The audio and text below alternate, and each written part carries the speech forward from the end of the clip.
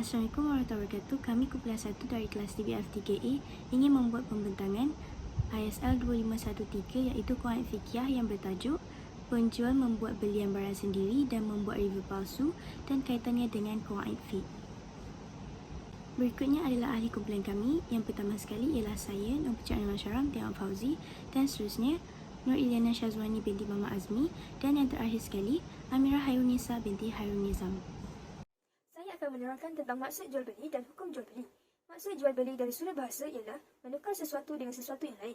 Manakala, pada sudut istilah pula adalah akad dalam menukar harta yang mempunyai nilai mengikut cara-cara tertentu yang diharuskan syarak dengan lafaz ijab dan kabul.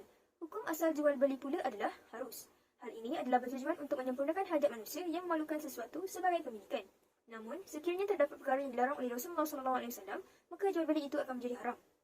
Hukum jual beli adalah harus apabila sempurna rukun dan syarat jual beli. Terdapat beberapa pandangan daripada ulama yang berkaitan dengan jual beli, iaitu mengikut pandangan yang dinyatakan oleh Imam Syafi'i tersebut sama dengan kaedah fiqh yang masyhur, iaitu al-asla fil asya' al-ibahah wa anna al-hurmata bin nahyi anha syar'ah. Maksudnya, hukum asal bagi sesuatu perkara adalah harus dan perkara yang diharamkan adalah kerana adanya larangan syarak tentangnya. Maksud qawaid fiqh dari segi bahasa mengikut pandangan Al-Raghib Al-Asfahani dalam Al-Mufradat fi Gharib Al-Quran ialah asas dan merupakan asas sesuatu dan asalnya. Dari segi istilah pula, qawaid fiqh bermaksud hukum kulli yang bersifat umum yang dipraktikkan ke atas hukum juz'i dengan nyata. Dalil yang menjelaskan maksud qawaid fiqh ialah wa idh yarfa'u Ibrahimul qawaida minal baiti wa Ismail rabbana taqabbal minna innaka antas samiul alim. Dan ingatlah ketika Ibrahim meninggikan atau membina dasar-dasar Baitullah bersama Ismail, seraya berdoa, "Ya Tuhan kami, terimalah daripada kami amalan kami, sesungguhnya Engkaulah yang Maha mendengar lagi Maha mengetahui." Qawaid fiqhiyah merupakan hasil kajian terhadap nas-nas dan ijma' dan fatwa para ulama dan mencari prinsip kesamaan yang mengaitkan hukum-hukum syarak yang mempunyai sifat atau hukum yang sama. Menurut Imam Al-Juwaini, Ibnu Daqiq Al-Id dan Ibnu Nujaim, qawaid fiqh tidak boleh dijadikan sebagai dalil. Hal ini kerana ianya tidak bersifat majoriti dan tidak menyeluruh disebabkan qawaid fiqh ini hanya tertumpu kepada hukum juz'i yang bersifat terperinci. Selain itu, kebanyakan hukum-hukum daripadanya tidak bersandar kepada nas-nas yang menjelaskan tentang hukum tersebut kerana ianya hanyalah hasil kajian fiqh sahaja dan bukan daripada asasnya. Menurut Imam Al-Ghazali, Al-Qarrafi, Ibnu Bashir dan Asy-Syatibi pula, qawaid fiqh boleh dijadikan sebagai sumber dalil sekiranya ia tidak bertentangan dengan nas-nas dan ijma' kerana ianya bersifat menyeluruh dan umum. Qawaid fiqh ini juga perlu melihat kepada ijtihad ulama' terhadap hukum yang dibincangkan tersebut. Pada masa kini, terdapat banyak isu-isu yang berkaitan dengan review palsu ini. Antaranya ialah sejak Perintah Kawalan Pergerakan iaitu PKP yang pertama dilaksanakan pada awal Mac tahun lalu, tren pembelian online semakin meningkat. Platform ini telah menjadi pilihan kerana ramai masyarakat yang telah memilih untuk tidak keluar daripada rumah. Perkara yang sedang demikian ini berlaku kerana setiap rakyat ingin memutuskan rantaian penularan wabak COVID-19 yang boleh mengancam nyawa mereka. Oleh hal yang demikian, Jabatan Perangkaan Malaysia telah merekodkan data bahawa peratusan individu yang membuat pesanan barangan atau perkhidmatan dalam talian sama ada melalui telefon, aplikasi WhatsApp atau laman sosial Facebook telah meningkat kepada 54.4% pada tahun 2020 daripada 22.5% pada tahun sebelum ini. Pada masa kini juga, kita dapat melihat bahawa terdapat segelintir masyarakat yang telah cuba perkara baharu iaitu dengan menjadi peniaga online yang tidak mengira apa jua platform untuk dijual yang juga termasuk platform e-dagang. Apabila mereka telah menjadi pendatang baharu, sudah tentu setiap peniaga online ini mempunyai pelbagai cabaran yang terpaksa untuk dilalui, terutama dalam meraih kepercayaan pembeli. Lebih-lebih lagi jika kedai online yang diusahakan sendiri atau menerusi laman web e-dagang terkemuka baru bertapak dan tiada lagi pembeli.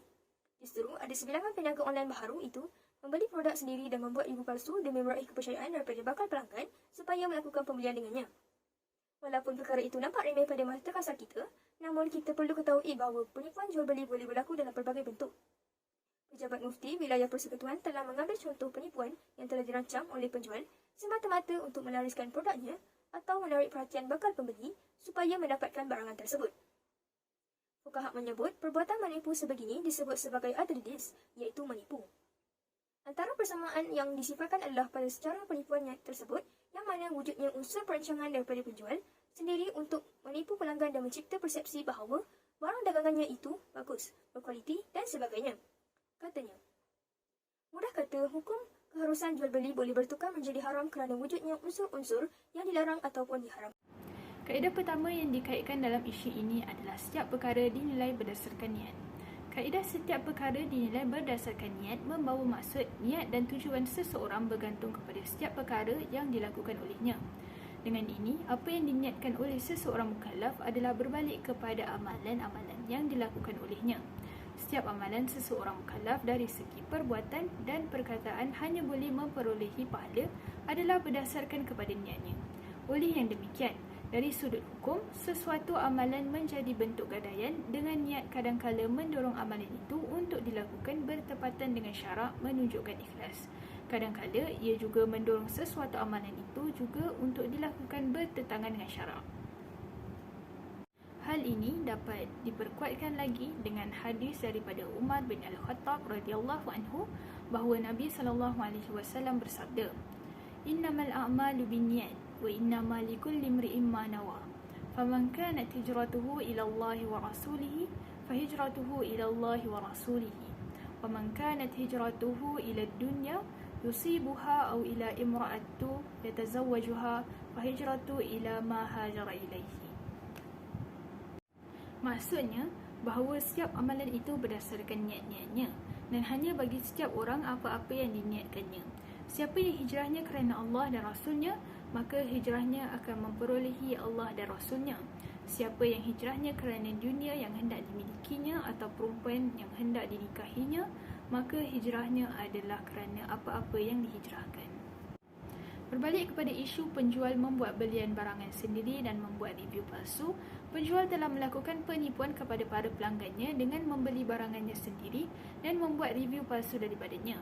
Niatnya yang melakukan penipuan tersebut walaupun penjual tersebut hanya mahu melariskan produknya telah membawa kepada hukum haram. Hal ini kerana penjual telah menipu para pelanggannya yang mana merupakan perkara yang salah untuk dilakukan dari segi undang-undang ataupun di sisi Islam sendiri.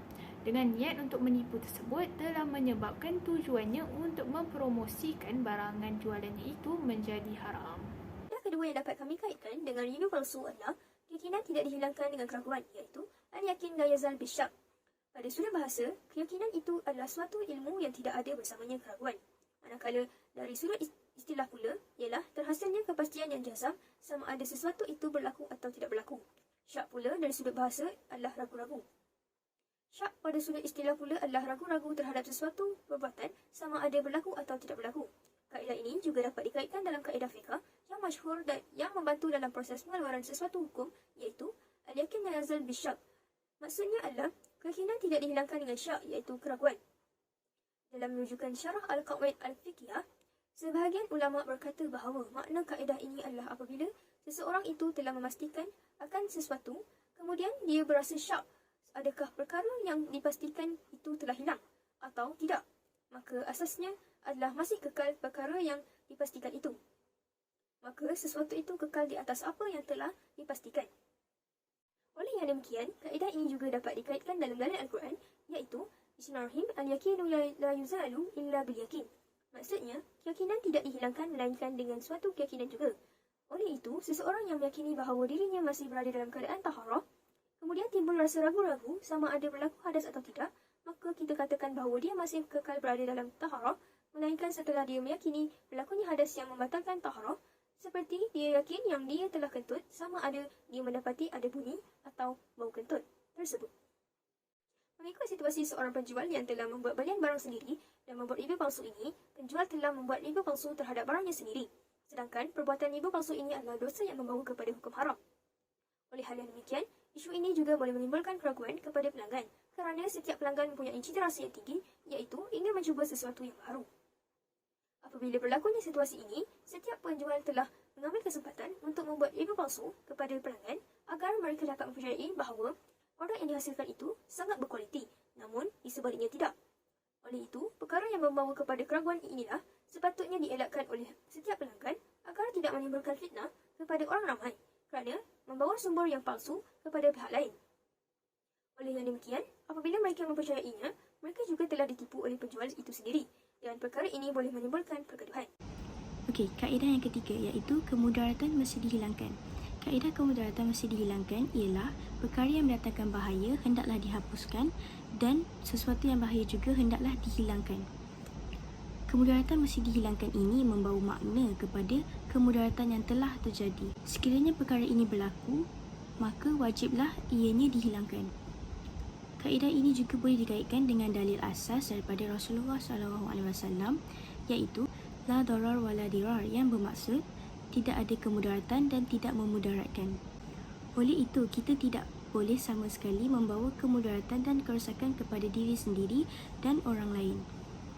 Maka dalam keadaan itu, wajiblah dielakkan sama ada kemudaratan tersebut berkait dengan hak umum maupun hak khusus. Justru itu, seseorang insan itu tidak boleh sama sekali membawa kemudaratan kepada saudaranya sama ada dari sudut permulaan atau di mana-mana bahagiannya. Hal ini kerana erti kemudaratan itu sendiri membawa kerosakan kepada orang lain. Oleh itu, jumhur ulama menetapkan bahawa segala yang mampu membawa kemudaratan bagi orang Muslim wajiblah untuk kita jauhi. Hal ini selaras dengan kata-kata Imam Al-Shatibi yang menyatakan bahawa syariat itu diasaskan untuk membawa kemaslahatan kepada manusia. Dalam situasi penjual telah membuat belian barang sendiri dan membuat review palsu.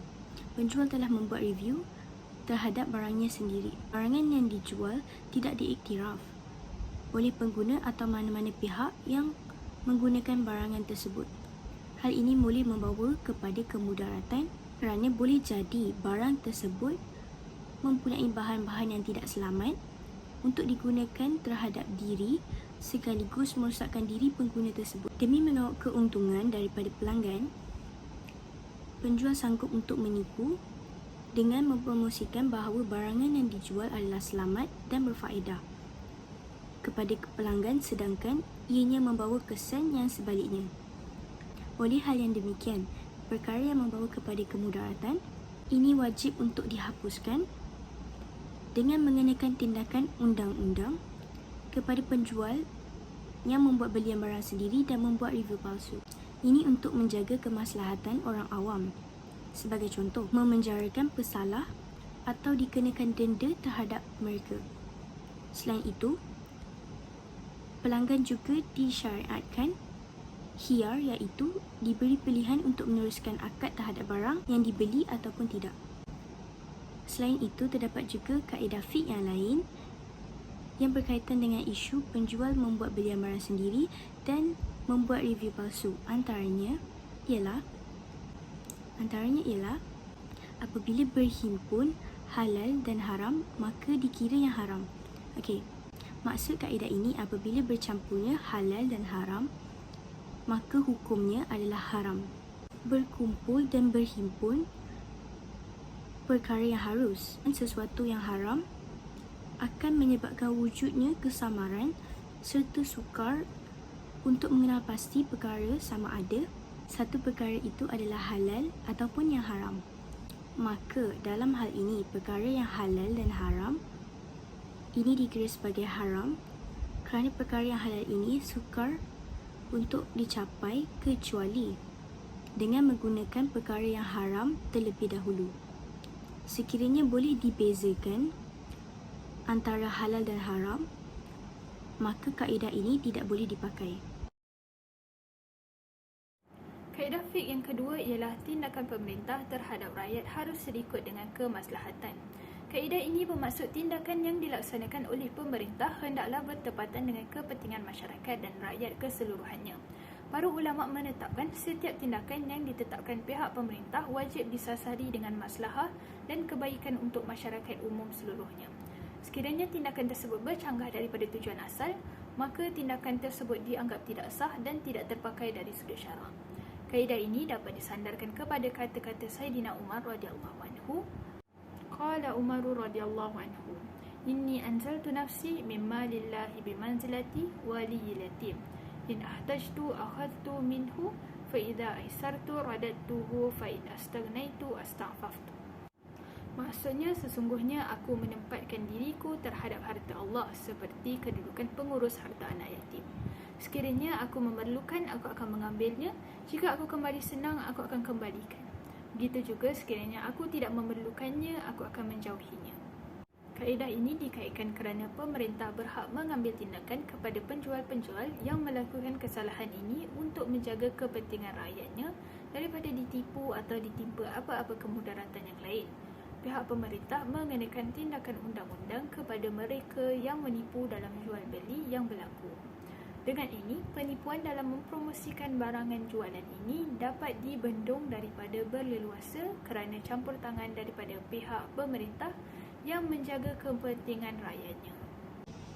Akhir sekali, hukum muamalat adalah harus yang membenarkan umat Islam untuk melakukannya. Tetapi disebabkan tindakan penjual yang menipu dan perbuatan muamalat tersebut telah membawa kepada hukum haram. Meskipun perbuatan ini untuk mendapatkan pengiktirafan masyarakat, tetapi perkara ini bercanggah dengan syariat yang telah Islam tetapkan. Penjual hendaklah menggunakan alternatif yang lain bagi mendapatkan pengiktirafan masyarakat dengan usaha bersungguh-sungguh dengan cara yang betul. Penjual juga boleh menggunakan medium-medium pengiklanan yang lain bagi mempromosikan jualan kepada masyarakat. Dengan ini, barangan yang dijual akan berjaya mendapat tempat di hati masyarakat. Sebagai pembeli, kita sewajarnya bertindak bijak dan waras dalam membeli barangan, terutamanya barangan yang dibeli secara atas talian. Pembeli hendaklah berjaga-jaga sebelum membeli barangan dengan cara meneliti komen-komen barangan yang hendak dibeli serta memeriksa dahulu secara mendalam sebelum membeli barangan tersebut. Maka dengan itu tamatlah pembentangan daripada kumpulan kami. Sekian, terima kasih.